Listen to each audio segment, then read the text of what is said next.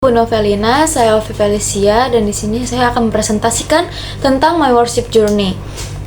Nah, di sini saya akan mengambil 5 poin penting dalam penjelasan saya kali ini. Yang pertama, kita berangkat dulu mulai dari makna worship itu sendiri. Di sini, maksud yang dimakna itu sebelum dan sesudah saya mempelajari tentang materi worship itu sendiri. Jadi di sini ada 2 makna. Yang pertama itu sebelum saya mempelajari worship itu sendiri. Materi worship itu sendiri. Nah, itu sebelumnya itu saya menganggap bahwa worship itu hanya sebuah kepentingan, kewajiban, dan tanggung jawab untuk orang-orang Kristen yang sudah memasuki dan aktif ibadah dalam satu gereja. Sehingga saya menganggap bahwa worship itu tidak benar-benar bermakna dan tidak benar-benar penting bagi orang Kristen itu sendiri. Tetapi sesudah saya mempelajari materi worship, saya jadi belajar bahwa worship itu sebenarnya tidak hanya sebatas tanggung jawab saja sebagai orang Kristen, rutinitas atau kewajiban sebagai orang Kristen. Tetapi lebih dari itu, worship itu mencakup sangat luas dengan apa yang kita lakukan. Mulai dari kepersiapan, kesediaan hati, bahkan sampai cara-cara melakukannya itu terhitung worship yang sesungguhnya. Jadi mulai kita latihan, terus mulai kita berdoa, itu sudah termasuk worship yang sesungguhnya. Kemudian, apalagi sih, poin yang kedua itu, di sini saya akan menjelaskan tentang personal journey saya dalam cakup yang luas. Jadi saya akan menjelaskan dalam 2 cangkupan, yaitu yang pertama cangkupan yang luas. Ini pengalaman pribadi saya. Yang pertama, saya akan menjelaskan bahwa saya itu terlahir dengan orang tua dan keluarga dalam agama Kristen. Karena orang tua saya Kristen, maka saya mengikuti agama orang tua saya, yaitu Kristen Protestan. Sejak kecil saya sudah didorong untuk mengambil pelayanan.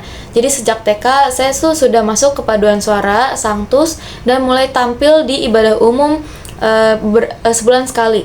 Kemudian itu berkelanjutan hingga saya SMP kelas 7. Dan itu juga kejadian itu sebelum corona. Dan sempat beberapa online, tetapi tidak berjalan dengan baik. Namun semenjak kelas 6 sampai 7, saya sudah tidak dengan sepenuh hati menjalankan pelayanan tersebut karena saya merasa malas dan saya merasa ada keterpaksaan dalam diri saya saat saya mengambil pelayanan paduan suara itu sendiri, karena faktor orang tua saya yang terus-terusan mendorong saya dalam pelayanan paduan suara, padahal saya sendiri tidak menaruh sepenuh hati dalam pelayanan paduan suara tersebut. Kemudian setelah COVID-19, semua orang itu susah untuk berakses dalam gereja dan pelayanan, termasuk saya saat itu. Jadi saya berhenti pelayanan sama sekali, dan bahkan saya sempat tidak mengikuti ibadah gereja pada hari Minggu secara online. Kemudian pada saat-saat saya SMP, saya sangat jauh dari Tuhan, sehingga akhirnya COVID mereda dan saya kembali bergereja onsite. Nah, di SMA awal saya aktif mengambil pelayanan kembali di Youth Teens. Kemudian karena dari kecil saya mengingini untuk jadi guru sekolah minggu, saya memutuskan untuk menjadi guru sekolah minggu hingga saat ini. Sekarang saya fokus mengambil pelayanan di bidang komisi anak, menjadi guru sekolah minggu dan pendamping guru sekolah minggu. Tetapi saya beberapa kali memang masih dipanggil untuk menjadi pelayanan di Youth Teens, menjadi singer atau usher. Kemudian di sini ada personal journey dalam small scope atau cakupan yang lebih kecil. Sebelum masuk ke small scope, saya akan menjelaskan tentang grafik yang telah saya bikin. Yaitu yang pertama, di sini ada grafik ketika saya lahir. Bisa dilihat bahwa di sini saya lahir belum mengambil tindakan apa-apa, tetapi saya sudah terlahir dari agama Kristen. Di sini ada foto saat saya masih kecil, masih bayi. Kemudian di sini ada foto saya saat TK mulai memasuki pelayanan paduan suara. Kemudian di sini saat SD saya merasa itu saya sempat memiliki pelayanan yang cukup baik, karena kayak yang tadi saya jelaskan bahwa saya tuh masuk dalam pelayanan bidang paduan suara, dan beberapa kali saya memang dipanggil untuk pelayanan menari di ibadah umum. Ini fotonya. Kemudian di sini SD SMP saya sengaja mengambil grafik tersebut karena itu ada perbandingannya saat dari SD ke SMP, yang dimana saya tuh mulai jatuh. Dan di sini SMP saya sangat terlihat dari grafik tersebut bahwa saya sangat jauh dari Tuhan. Kemudian di SMA ada fotonya juga bahwa saya menjadi guru sekolah minggu dan aktivis youth teens. Di sini bisa dilihat bahwa kami berdua, saya dan teman saya itu memakai baju sekolah minggu. Nah, di sini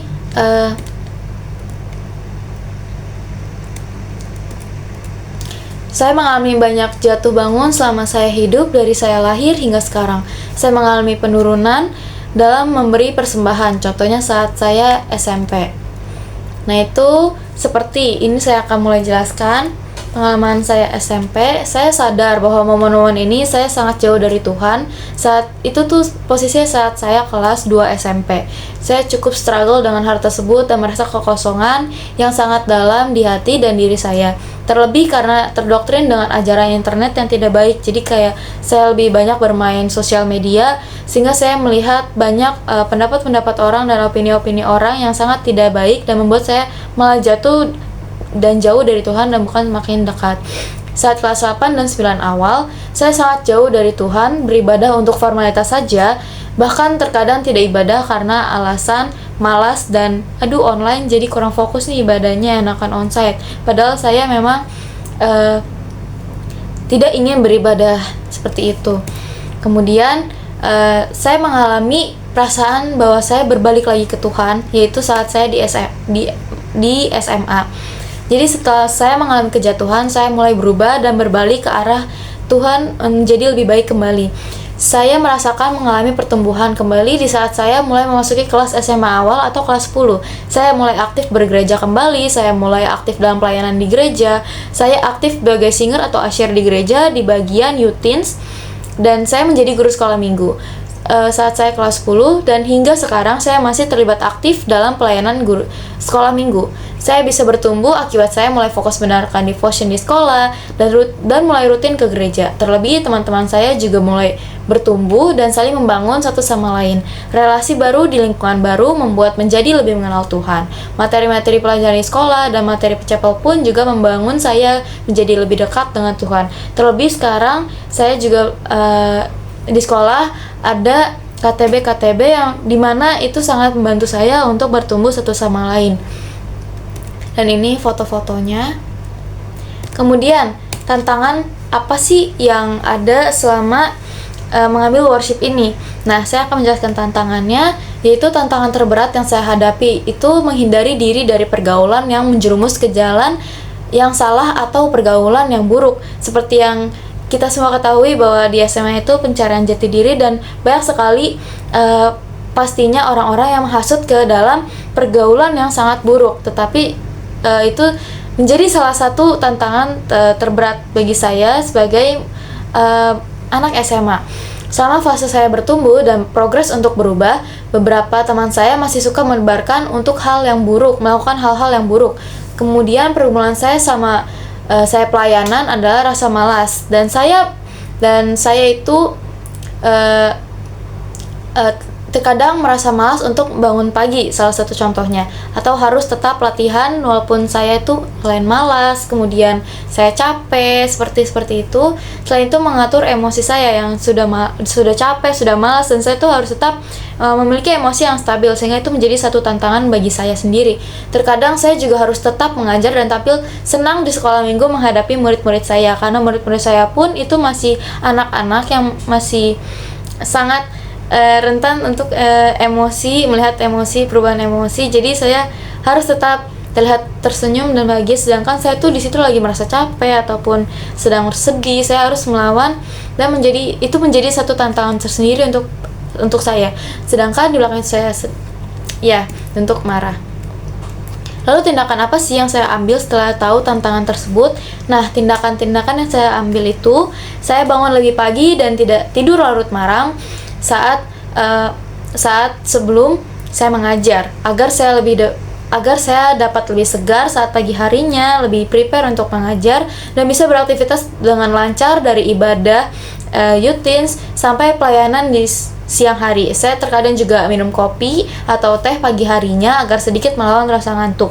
Jadi tidak jarang untuk membawa permen juga agar saat mengantuk saya dapat memakan permen dan rasa ngantuk saya itu akan hilang.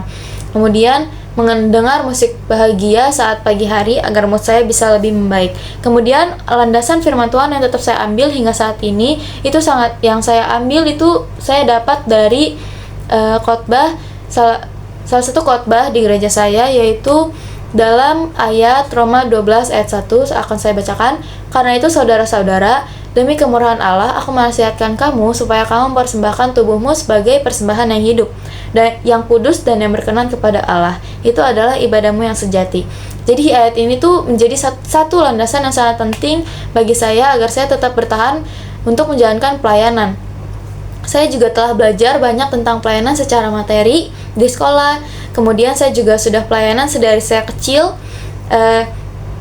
Saya juga belajar untuk bertahan untuk pelayanan karena pelayanan itu sebagian dari kebaktian dan ibadah saya itu sendiri.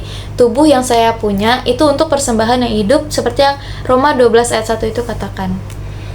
Kemudian saya berdoa, ini doa dan komitmen saya. Jadi saya berkomitmen untuk menjadi pelayan Tuhan yang lebih baik, menghindari sikap-sikap yang tidak berkenan sehingga mengalami saya untuk rajin kembali ke pelayanan. Kemudian saya berkomitmen untuk menjadi lebih rajin daripada sebelumnya, menjadi persembahan yang hidup sehingga bisa menjadi berkat bagi banyak orang. Saya juga berdoa untuk kelanjutan pelayanan saya agar saya dapat menjadi hamba yang setia kepada Tuhan sampai akhir hidup saya. Saya berdoa agar hidup saya bermakna dan bisa menjadi berkat bagi banyak orang, terlebih orang-orang di sekitar saya. Saya juga berdoa agar hidup saya bisa menjadi perpanjangan tangan Tuhan dengan kemampuan yang saya punya. Dan saya juga berdoa agar saya sanggup melakukan pelayanan-pelayanan tersebut. Amin. Jadi itu saja worship journey saya. Terima kasih Bu Novel karena telah mendengarkan presentasi saya pada hari ini.